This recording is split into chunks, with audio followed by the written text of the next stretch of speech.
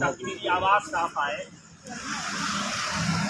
आप वो photo photo बस उसको दिखाते रहें, बस उससे नल की तरह न लीजिएगा सिर्फ। और क्या लाइव आ रहे हैं सर?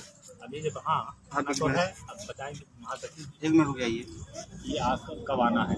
लाइव है सर, हमारा बता दे रहा है। चलिए ठीक है, यहाँ लाइव बोले। हाँ वो मैं बोलिए, उसके बाद वहाँ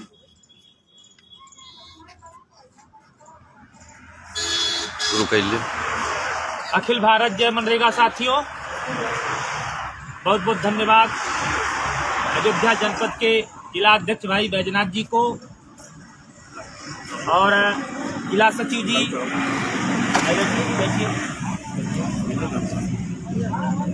यहाँ सभी ब्लॉकों के ब्लॉक पदाधिकारी, सभी सम्मानित ग्राम सभा पदाधिकारी, कार्यकर्तागण, अयोध्या के सभी साथियों को मैं धन्यवाद देता हूँ।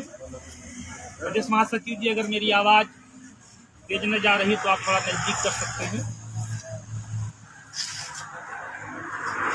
साथियों, इस अनुरोध पद यात्रा का आज 10वां दिन है। यह अनुरोध पद यात्रा अयोध्या जनपद में कल ही प्रवेश कर चुकी है और आज भी ये अयोध्या में चल रही है। कल भी ये अयोध्या में चलेगी, परसों ये बाराबंकी की सीमा में प्रवेश करेगी। आप सभी अगर लाइव आए हैं तो आप सभी साथियों को धन्यवाद। इस अनुरोध पद यात्रा में निरंतर मनरेगा मजदूर संघ का साथ देने के लिए, निरंतर उत्तर प्रदेश के ग्रामीण समाज की आर्थिक आज़ादी के हमारे इस संघर्ष में कदम से कदम मिलाकर चलने के लिए। साथियों, यह कोई आंदोलन नहीं है, यह उत्तर प्रदेश के मुख्यमंत्री से अनुरोध करने की भावना से निकाला गया अनुरोध पदयात्रा है। ये संघर्ष है उत्तर प्रदेश के ग्रामीण समाज के उन माताओं बहनों का जिनको माइक्रो फाइनेंस कंपनियों ने अपने निजी लाभ के हित की सोच के कारण कर्ज के अंधेरी चादर में ढक दिया है और उत्तर प्रदेश की वह माताएं बहनें आज व्याकुल हैं, छटपटा रही हैं। ये संघर्ष है उनकी आशाओं का, ये अनुरोध है उनकी आशाओं का,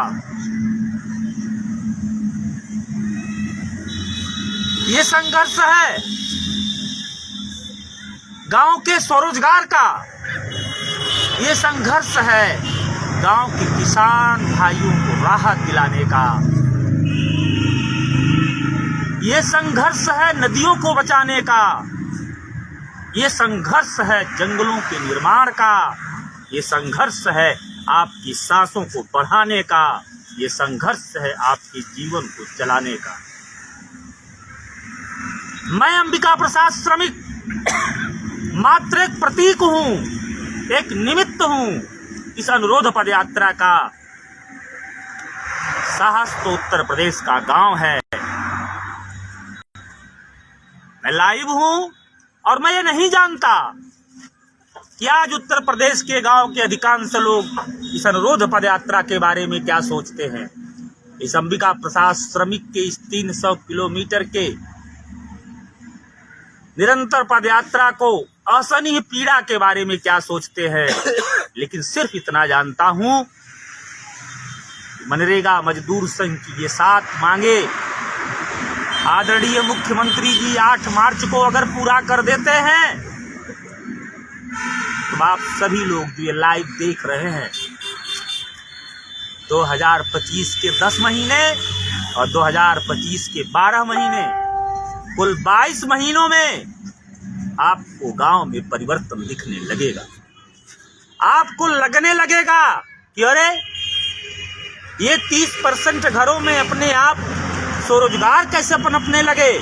आपको दिखने लगेगा गांव की खेती जो मूल्यवान है और मूल्यवान कैसे हो गई, आपको दिखने लगेगा। जिन श्रमिकों के घर में सिर्फ महिलाएं रह गई हैं, वहां अब पुरुष भी दिखने कैसे लगे हैं। जिस मनरेगा को मात्र सिर्फ चोरी का साधन बना दिया गया है भ्रष्ट अधिकारियों द्वारा, कार्यदायी संस्थाओं द्वारा और सरकार की गलत नीतियों द्वारा, वह मनरेगा किस तरह से गांव को निरंतर खुशहाल बना रही है, मैं समझ सकता हूं। आप लोग लाइव हैं।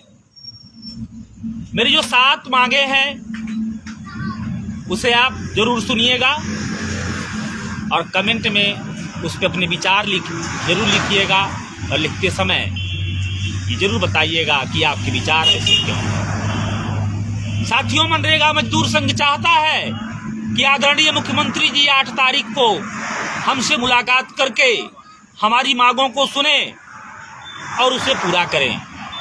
जिसमें पहली मांग है कि माइक्रो फाइनेंस कंपनियों ने जो ऋण दिया है गांव की भोली भाली महिलाओं को, उसे माफ किया जाए। ऐसा हम इसलिए सोचते हैं क्योंकि हमें लगता है कि आरबीआई गाइडलाइन 8%, 8.5% से अधिक ब्याज लेने की अनुमति किसी को नहीं देती है और ये 26% ले रही हैं। उनसे ले रही हैं जिनके पास न रोजगार है न जिनके पास कोई उद्यम है।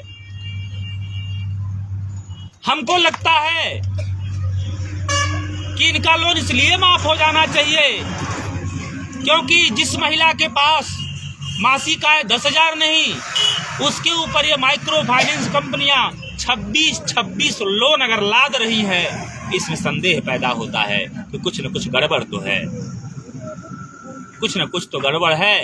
कहीं ऐसा तो नहीं कि ग्रामीण समाज को ये माइक्रो फाइनेंस कंपनियां जबरदस्त ठगी का शिकार बना रही हैं।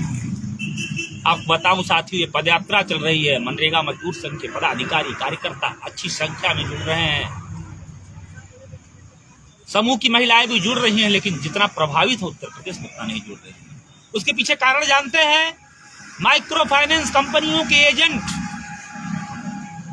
अभी भी एक नेटवर्क का जो जाल फैलाए हैं गांव में, समूहों में लीडर बना करके, लीडरों को कमीशन दे करके वो लगातार समूह की महिलाओं को भरमा रहे हैं कि पदयात्रा में मत जाओ, कुछ नहीं होगा, मुख्यमंत्री सुनते कहाँ हैं किसी की। और जब समूह की महिलाएं यह नहीं सुन रही हैं उनकी, तो लीडर कह रही है आपका आधार निरस्त हो जाएगा, आपका राशन कार्ड कट जाएगा। ये वो जाल है जो ग्रामीण भोली भाली समूह की उन महिलाओं पर फेंका जा रहा है जो कर्जे के दलदल में धंसी हुई हैं, और वो महिलाएं इतनी भ्रमित हैं, इतनी दबी हैं, इतनी डरी हैं, इतनी शोषित हैं, वो कुछ समझ नहीं पा रही हैं क्या सही है क्या गलत। मनरेगा में निगरानी निरीक्षण का अधिकार मांग रहा हूं साथियों। अगर निगरानी निरीक्षण का अधिकार मिल गया तो जिला अधिकारी जी से हर वर्ष मनरेगा मजदूर संघ का जिला अध्यक्ष बड़ी मजबूती से ये पूछ पाएगा कि आपने जो काम जिलों में कराया है विभिन्न कार्यदायी संस्थाओं का, उसकी गुणवत्ता जांचूंगा। मनरेगा मजदूर संघ का जिला अध्यक्ष जिले भर में टहल करके कार्यस्थलों पे देख पाएगा कि मनरेगा श्रमिक के लिए सुविधाएं, स्वच्छ जल, स्वास्थ्य किट, छाया की व्यवस्था, मस्टोल की छाया प्रति, जॉब कार्ड का नवीनीकरण और जॉब कार्ड पे कार्य और मजदूरी का अंकन हुआ है। निगरानी निरीक्षण का अधिकार मिल गया तो मनरेगा मजदूर संघ का ब्लॉक पदाधिकारी चीजें समझ पाएगा। निगरानी निरीक्षण का अधिकार मिल गया तो हमारे जो मनरेगा के कार्मिक हैं उनके भी हितों की सुरक्षा होने लगेगी और ग्राम विकास विभाग के भ्रष्ट अधिकारियों का षड्यंत्र नाकाम होने लगेगा। चाहे एपीओ हो, चाहे रोजगार सेवक, चाहे टीए, सबके जीवन में एक नई रोशनी आने लगेगी। पूरा मनरेगा सिस्टम व्यवस्थित हो जाएगा। साथियों, मेरी मांग यह भी है कि मनरेगा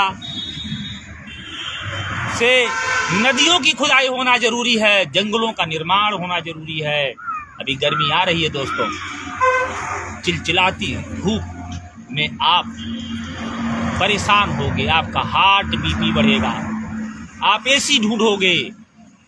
और अगर सभी नदियां आपके जिले की पुनर्जीवित हो जाएं और हर नदियों के दोनों तरफ बड़े खाली जमीनों पर जंगल लहलाए तो शायद आपको एसी की जरूरत नहीं पड़ेगी, आपके बच्चों को एसी की जरूरत नहीं पड़ेगी।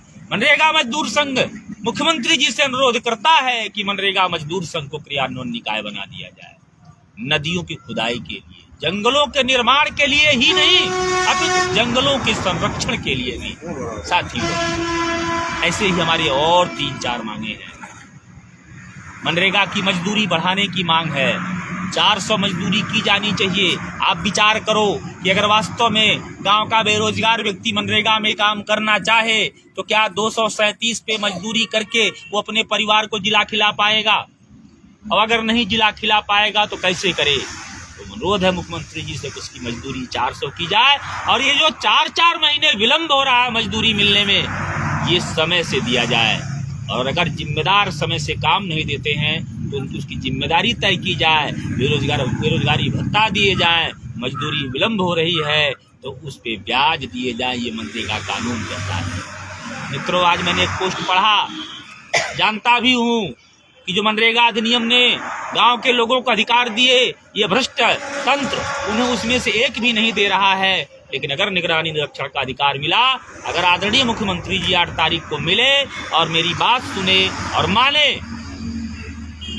तो आपका गांव बदलने लगेगा। मैंने आपको 7 मांगों में से 4 मांगे बताई।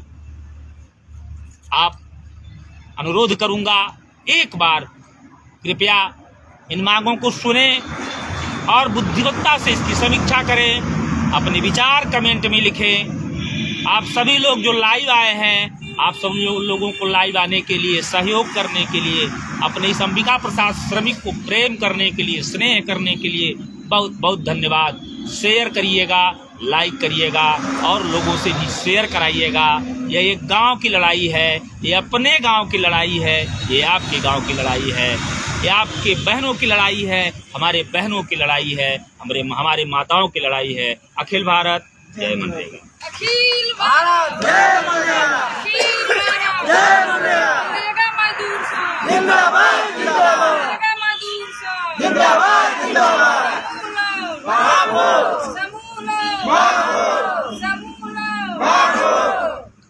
मनरेगा मजदूर ने खाना है।